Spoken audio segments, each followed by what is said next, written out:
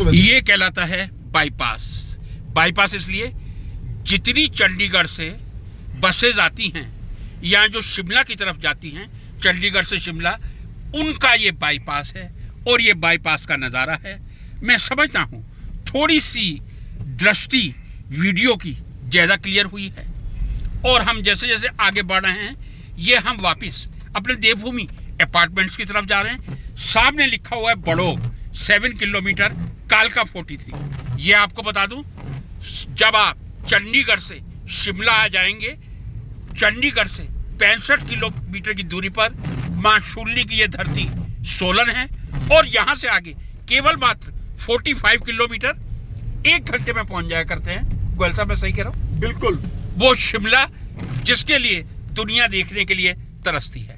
और मैं ईमानदारी से कहूं, यदि मुझसे पूछा जाए with due regards to Summer Hill, Shimla या Solan, I will always tell Solan, Solan, because Solan is equally beautiful to Shimla.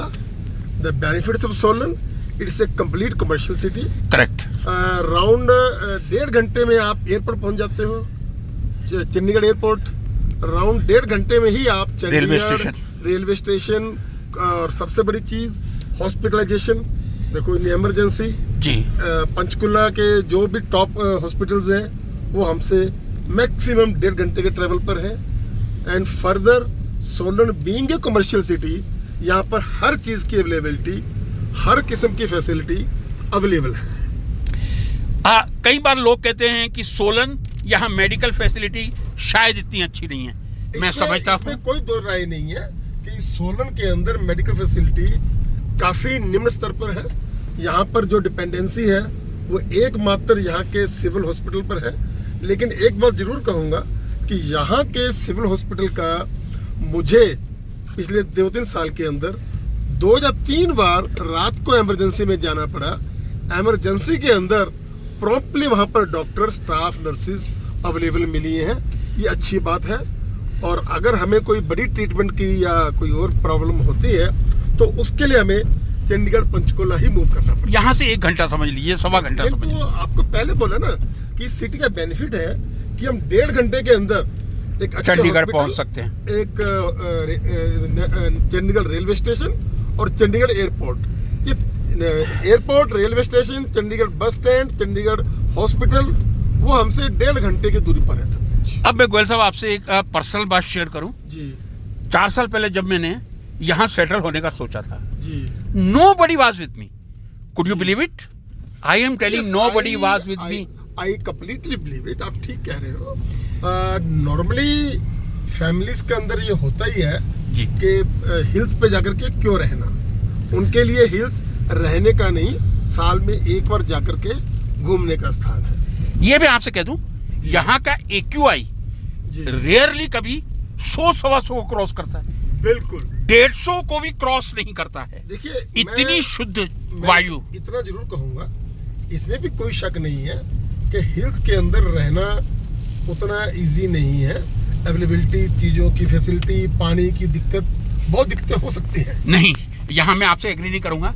अभी हमारे यहाँ सुबह से रात से बरसात हो रही है, स्नोफॉल हुआ है और हम लोग दोनों गाड़ी लेके निकल चुके हैं। बिल्कुल, यही मैं थोड़ा कहना ये है हिल्स की ब्यूटी है कि सोलन जो है हिल्स के मुकाबले में, हिल्स के मायने में भी कंप्लीट है और फैसिलिटीज के मायने में बिल्कुल अगर ये चंडीगढ़ के बराबर नहीं है तो एक मिड सिटी जो कि हमारे आम एरियाज में होती हैं उनके इक्विवेलेंट तो है जी। तो Solan is a one of the beautiful place to live. बहुत सुंदर बात कही है भाई साहब ने। सिविल हॉस्पिटल की जो बात कही है पूरी तरह सही है। एक बात मैं ऐड कर दूं, इतना साफ सुथरा गवर्नमेंट का हॉस्पिटल मैंने दूसरे राज्यों में कहीं नहीं देखा। आप मेरी बात से एग्री करेंगे? हाँ, बिल्कुल, बिल्कुल। यहाँ की जो क्लीनलीनेस है सिविल हॉस्पिटल की, और मैंने आपसे पहले कहा ट्रैफिक डिसिप्लिन, ट्रैफिक सेंस। यदि 2 व्हीलर का नाम ही 2 व्हीलर है, 2 ही व्यक्ति बैठ सकते हैं, दोनों का हेलमेट होना जरूरी है।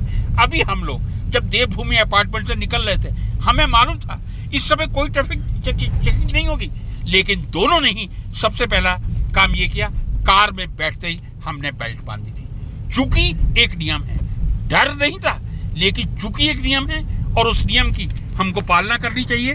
अब ये सुंदर दृश्य फिर पहाड़ियों का आपके सामने आ रहा है और आपको सफ़ेद पहाड़ियाँ जो दिखाई दे रही हैं हिम स्नो से ढकी हुई।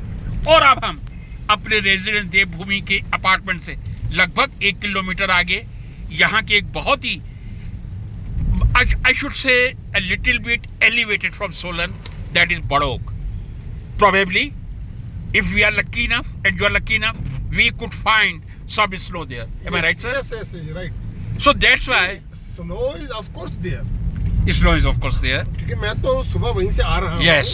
उस वक्त तो फॉल भी इतना जबरदस्त था। अब Exactly. देखिए जो उधर से गाड़ियाँ आ रही हैं, जी। वो सारी भरी हुई हैं स्नो से। स्नो से भरी हुई है। जस्ट आप सी द व्हीकल बिल्कुल sir. Coming from. मैं भी तलाश में हूँ कोई सामने से आए और उसको शिकार करके अपने दर्शकों को भी दिखा सकूं। अभी देखिएगा, अभी 2 गाड़ियाँ गई, जी। मैं देखिए दोनों जो है स्नो से फुल थी। कारण कि बड़ोक थोड़ा ज्यादा हाइट पे है, एलिवेटेड है। हमारे इस एरिया के अंदर जी। बड़ोग ही सबसे ज्यादा हाइट पर है। बिल्कुल सही कह रहे हैं। और मैं समझता हूँ जो रेलवे स्टेशन एक यहाँ है काफी मशहूर है नैरोगेज का, शिमला टू सोलन, वो जी। कौन सा रेलवे स्टेशन है? बड़ोगी है। बड़ोक बड़ोगी है। बहुत बड़ोक सुंदर जो है, रेलवे स्टेशन। बहुत ही सुंदर हेरिटेज रेलवे स्टेशन है। और बड़ोक के आगे मैं नाम भूल रहा हूँ, जो बहुत छोटा सा स्टेशन है वो भी सलोगड़ा? सलोगड़ा सलोगड़ा ये वही है जहां मोहन मैकिस द्वारा एक बहुत ही सुंदर मोहन टेम्पल का निर्माण किया गया है। कभी परमात्मा ने चाहा तो वहां से वीडियो बना के आपको दिखाऊंगा। 1855 में मोहन मैकिस सोलन में बैवी इसीलिए शुरू की गई थी क्योंकि यहाँ का पानी एशिया में सर्वश्रेष्ठ था। अब ये सामने कार आई, भाई साहब ने मुझे इंडिकेट किया, मैं आपको बर्फ दिखा दूं। जो बड़ोक से कार आ रही है वहां बर्फ दिखाई दे रही है। और मोहन मैकिस वालों ने रेलवे स्टेशन बड़ोक, ये बड़ोक का रेलवे स्टेशन है। थोड़ा नीचे उतर के, पहाड़ है तो यहाँ से नीचे उतर के ही आपको प्लेटफॉर्म तक जाना पड़ेगा। और मैं आपको बता दूं सलोगड़ा रेलवे स्टेशन के बारे में। सलोगड़ा रेलवे स्टेशन बहुत छोटा सा है, बहुत ज्यादा खूबसूरत है। और वहां पर रेलवे स्टेशन का एक गेस्ट हाउस बना हुआ है। जी, जी। उस गेस्ट हाउस में हम लोग 2-3 बार रुके हैं। जी। हमारा एक दोस्तों का ग्रुप, जी। वहां पर हम अपने साथ कुक को लेके जाया करते थे, पूरा जी। सामान कुक साथ में, और वहां 2-3 दिन रुके हम। जी। बहुत ही सुंदर स्टेशन है। बहुत सुंदर नजारा। मौसम बदल रहा है यहाँ। मैं समझता हूँ मौसम बदल रहा है। मौसम ये सूचित कर रहा है, इंडिकेट कर रहा है, यहाँ तो ठीक है, वो इंडिकेट कर रहा है इंडिकेट कर रहा है। कि हम शायद पुनः इस स्नो को प्राप्त कर सकें क्योंकि हम ऊंचाई की तरफ आ गए हैं। ये जरा आप कारें देख लीजिए, स्नो से ढकी हुई। देखिए नीचे स्नो का शुरू हो गया। ये देखो, दिखाओ साइड में ये साइड में आप देख रहे हैं स्नो जमी हुई है। और अभी बड़ोग यहाँ से 3 किलोमीटर और है। ट्रक देखो, ट्रक देखिए आप, आगे बर्फ जमी हुई है और आगे जाएंगे शायद और बर्फ दिखेगी। मिलेगी बिल्कुल। ये नजारा देखिए आप, बर्फ से ढका हुआ। सुबह यहाँ से सारी बर्फ देख के गया हूँ। आपको देखो ऊपर देखो, आपको सुंदर बर्फ दिख रही है। अब आपके पास वो विजन शुरू हो गया अच्छी बर्फ देखने का।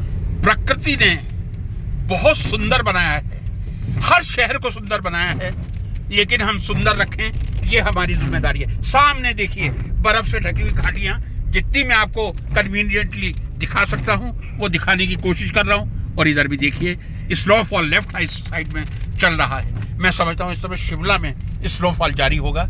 यहाँ का नज़ारा लेफ्ट साइड का ये दिखा रहा है। क्यों भाई साहब? बिल्कुल जी बिल्कुल, डेफिनेटली जारी होगा। ये सफेदी आप देख रहे हैं, ये है जमी हुई स्नो जो देखने के लिए टूरिस्ट दूर दूर से आते हैं, लेकिन यदि इतने शॉर्ट नोटिस पे आना पड़े तो वो नहीं आ पाएंगे। ये खूबसूरती है एक छोटे से कस्बे में जहां लोग रहने से डरते हैं। इतनी सुंदर जलवायु, सुंदर वातावरण और हिमाचली बहुत ही सुंदर लोग हैं। ये भी एक बात और आपको कहना चाहूंगा। तो बर्फ ही बर्फ है जी आगे। अब जैसे जैसे हम मैं समझता हूँ लगभग 6-7 किलोमीटर भी नहीं आए हैं मॉल रोड से, और यहाँ बर्फ का नज़ारा जो देखने को मिल रहा है वास्तव में हिमपात ही नहीं, हिम दृश्य कहना चाहिए, जो समूची कारों को अपने आगोश में लेने की कोशिश कर रहा है। यह है एक कार शोरूम कह दूं, रिपेयर रूम कह दूं, जमी हुई बर्फ। जैसे जैसे आगे बढ़ते जा रहे हैं ये सफ़ेदी दिखाई देती जा रही है। और ये बहुत ही अच्छा निर्णय था गोयल साहब का, हम लोग वापस देवभूमि अपार्टमेंट में जाने का सोच रहे थे, लेकिन उन्होंने कहा क्यों ना एक बार फिर जवान होके बड़ौक की तरफ जाया जाए।